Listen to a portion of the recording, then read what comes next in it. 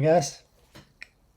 So for this week, as you can see here, I started working on making a dolphin to add to the beach scene in my game. So last week I made the crab, and I made a bunch of crabs run around the beach. This week I wanted to focus on the ocean a little bit and model a dolphin, or see if I could. So I got a side view of a dolphin, and I started modeling it. I used vertex smoothing to smooth out the edges. Added some more edge loops as well to make it a little bit more smooth. Extruded at the top fin, and then I had to get like a top-down view of the dolphin, so I could see how wide it was, or a dolphin is, based on the side and top view. The hardest part for me, I think, was the tail that you see here. I had to try a few different things. I was thinking of making it a separate object and then joining it, but then I decided to focus on one side first and then just duplicate it and then just bridge edge loops to the left side of the fin of the tail, and that seemed to work out the best. So I mean, I did this really in maybe 1 or 2 days, when in the past it probably would have taken me like a week or two to even do all these shortcuts and model it correctly.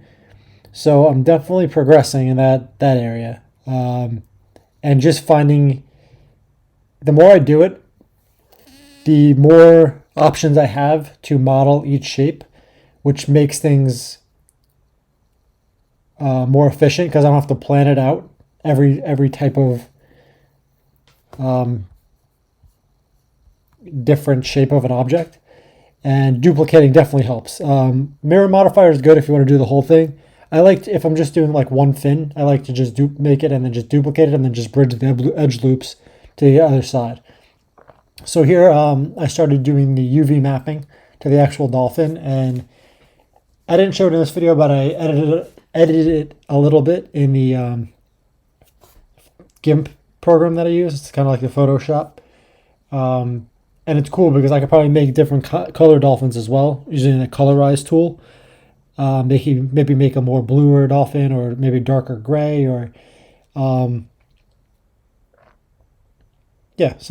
like that. So after I modeled it, I decided to add the bones, as you can see here. And one of the things that was happening was all the bones were connected. And I haven't done much rigging recently, so I kind of forgot like how to disconnect and clear parents and things like that. So I was Googling a lot.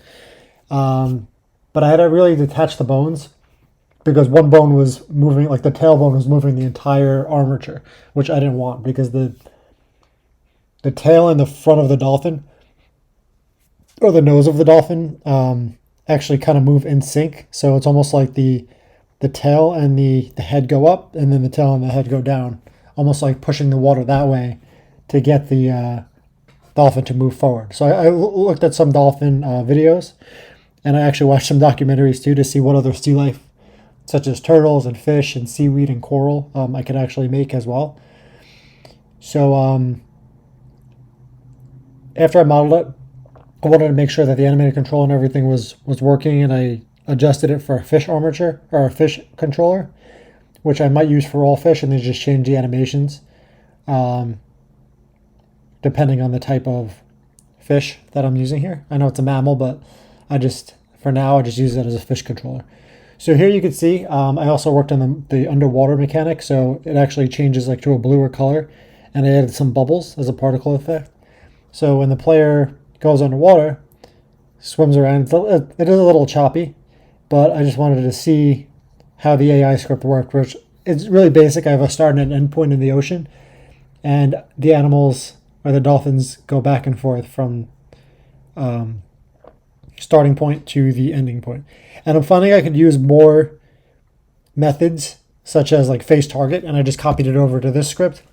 So this way, when the animal reaches its target and it picks a new target, it does a face target, so it rotates the object around, and then it begins moving at a certain speed. So I did a randomized speed for each dolphin, so they're not all moving in unison, and it randomizes it each time it reaches a starting or end point.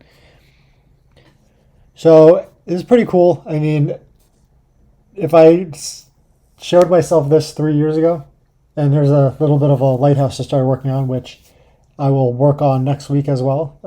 Arthur, thanks for the suggestion. That's a good idea. I want to make the lighthouse so you can actually go in. But if I looked up this 3 years ago, I'd be like, there's no way I could ever accomplish this. And I was able to do this in about a week with the whole modeling and animation. So there you have it. Thanks for watching.